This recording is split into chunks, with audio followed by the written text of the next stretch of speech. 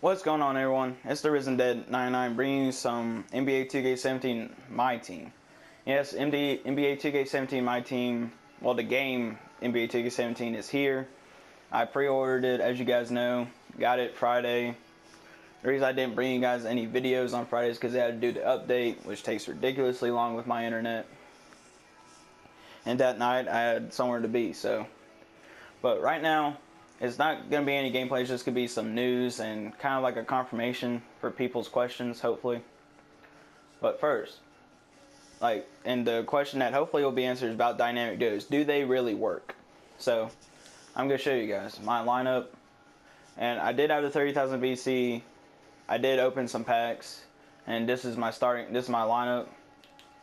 Starters and bench so far. Now these two I bought, everyone else is from packs. Okay, so as you can see, the Kyle Lowry and DeMar DeRozan are a dynamic duo. So let me to show you guys their stats without it. There you can see Kyle Lowry without DeMar DeRozan next to him in the starting lineup. You can see his 80 overall and all of his stat categories with grades right next to him on the left-hand side.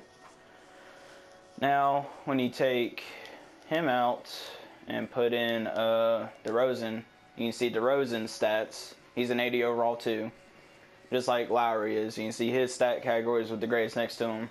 Now, when you have both of them in the starting lineup with each other, you can see Kyle Lowry goes up to an 82, and so does DeRozan. You can see 6 of Lowry's stats go up in grade. You guys can rewind the video to see what they were before. Same with DeRozan, but DeRozan has 2 less category upgrades than Lowry. And the reason for that, I don't know. I assume it's because it was better than Lowry in some of these, or Lowry needed it more, I don't know. Like that, I can't answer. But what I can answer is dynamic duos worth doing. Right now, as you can see, yes. Now, I haven't done a challenge or anything with them yet, but as you can see, it actually does boost their overall like it said it's supposed to. So hopefully, it translates into the gameplay. So, is dynamic duos worth doing? Yes, they are. Based off of this, they are worth doing, because you can think of some of the dynamic duos throughout NBA history, like let's just take the 2000-2001 Lakers, Kobe and Shaq. That's going to be one deadly dynamic duo, considering that those cards are going to be higher overall than these two, hopefully. So, that dynamic duo is going to be sick. LeBron and D-Wade's going to be sick. And there's just countless ones you can think of. Now, some dynamic duos aren't worth doing, like Vince Carter's dynamic duo person is Richard Jefferson. Now, that's because they played on the Nets together back in the early 2000s. That's why they're a dynamic duo. That one I wouldn't really do. But for you budget people, aka like no money spent to like little money spent people, a dynamic duo y'all could do for the early stages of this game to help you get through domination and do some of the challenges is Tyus Jones and Jahlil Okafor. That would be one I would consider doing myself, because you have a point guard. Tyus Jones can arguably be a silver in this game. Jahlil Okafor is a silver. He's an higher overall than my center right now. But I feel like that would be a really good dynamic duo, because they were really good together on Duke when they won the national championship a couple years ago. That would be one I could consider doing. Now, let's get to the other part. Challenges. As you can see, there's warm-up challenges, regular weekly challenges, and challenge tokens. Now, the warm-up challenges, these are the 3 they give you. You get 200 MT for each. It's just quick and easy challenges that get done like 10-15 minutes tops. Now then this will take to these challenges, and there's 5 of them, as you can see. These 2 throw you into a situation. Those take you 10-15 minutes. Now these last 3 are full games, and I'll show you one. In this one, you have to win the game, play a full game, and hold your opponent to 45 points or less. Now, is that kind of tough? Yes, but the difficulty's on pro, and with the way the defense works this year, it's not going to be that hard. And these two are just easy, even though they're full games. You have to score 30 or more points and defeat the Atlanta Hawks on pro. Like, all these are on pro.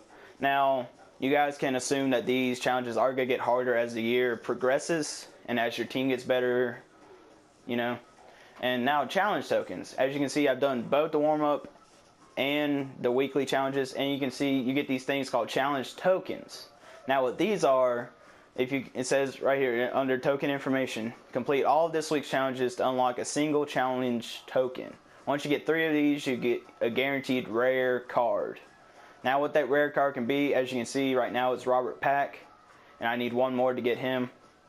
But as the year progresses, you can get possibly Ruby, Diamond, Pink Diamond. It's going to be from Sapphire, probably to Pink Diamond. I don't assume they'll give you Emerald and lower.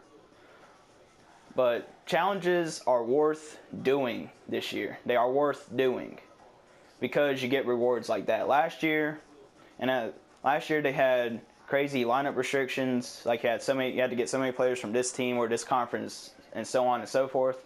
This year I haven't seen those yet. I'm not saying that they won't come. They could. Hopefully not.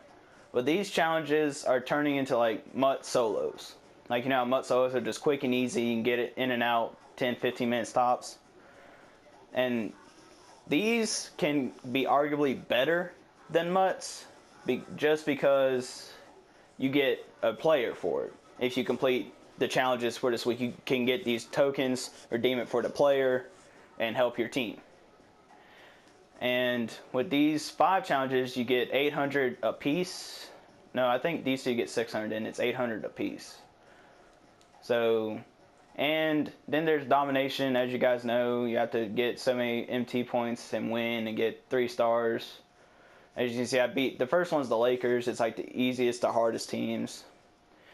And for the next thing I want to talk about was not there, collector levels. These are actually really good this year. As you can see, you get players for like 1, 2, 3, 4, 5, 6 in a row.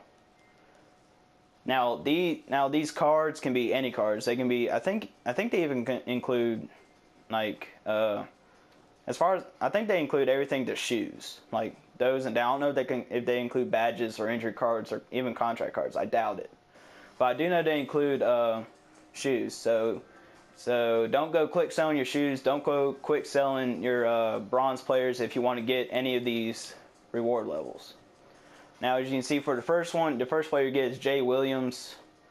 From what I've heard, he's a really decent player. You're actually going to use him. Robert Horry, you're going to use. All these, you're pretty much going to use. As you can see, the last 3 are the pink diamonds. Then you get diamond, and you get 2 amethysts. Yeah, 2 amethysts, 3 rubies, and 4 sapphires, and an emerald. So those are worth doing. My team has been greatly improved from last year and years past. As you guys know, it's changed to MyTeam Online, which is no lineup restrictions, but it's like MUT in that aspect too. You get matched up with people with your team's skill level, like with teams similar to your overall for your team. You're not going to get matched ups with some stacked team that's like 92 overall and you're like a 70 overall, for example. You're going to be matched up with people of your team's overall and hopefully your skill level. So my team is going to get a lot of longevity because there's different levels to my team this year. Like there's a bronze, silver, gold, emerald, sapphire, all the way to pink diamond level. And with that, the competition's going to get more and more fierce. The rewards are going to get better. The reward for each is ultimately a player. Like bronze, like the levels for the cards. Obviously, with the best one being like pink diamond, you can get a pink diamond player for winning so many games. You have to win, I think, 7 in a row or something like that for the best reward. It's kind of like MUT, how MUT changed theirs from the seasons to like a tournament type style, you know. And even the collection rewards, like for completing like a team's like set, you get you get a player for each one of the teams, each one of the 32 teams. Now they can range I think there's one. I think the majority of them are Sapphire, with one being a Ruby. I think that's for the Thunder. Now, when you go to Historic Collection, you get Diamond players. So completing these teams' collections are way, way, way better than last year. Because last year you get something stupid like a ball. Like, who wants a ball? Like, so that's why most people just sold the players once they got them. And the collector levels weren't really that good last year. But this year they are worth keeping your cards, you know. Now, will I possibly collect 2,500 cards? Probably not. Knowing the frequency that I open packs and get players, I probably won't get there. The highest I'll probably get will probably be, hopefully, to Dennis Rodman. I'm hoping to get to Dennis Rodman. Anything more is really good for me, because I don't open much packs. I'm sorry, it's just the way it is. But the dynamic duos work. You saw for yourselves that the overalls actually go up. And like I said, once I do a challenge or gameplay with them, I'll let you guys know if it actually correlates into gameplay. It should, considering the overalls both went up 2 overall points. Now, if that's the same for each dynamic duo, I don't know. I think it depends on the tier of the players involved and stuff like that. Challenges are better this year. My team overall is just better this year. The game overall is better this year. Everything is much improved. 2K really listened to the community, and we salute you, 2K, for actually listening to us. Unlike most gaming companies, they say they listen to the community, but do they really? We don't know. But 2K took it by heart and improved the game vastly. I am enjoying every minute of this game so far. It's very addicting, but then again, it could be a little biased on my part because I've been playing every 2K since 2K12. I played some of the older ones like 2K9, 2K10, 2K11. But I really started getting into it at 2K12 to now. So that's 5 years of 2K in me. My friend at KJ Games has been playing it much longer than that. So he can tell you that this game is much better than years past. It may be the best one in the franchise to date. But that's it for this video, guys. Hope you're enjoying the game if you have it so far, and if you don't have it, I highly recommend it. But until next time, it's the Risen Dead 99 signing out. Peace.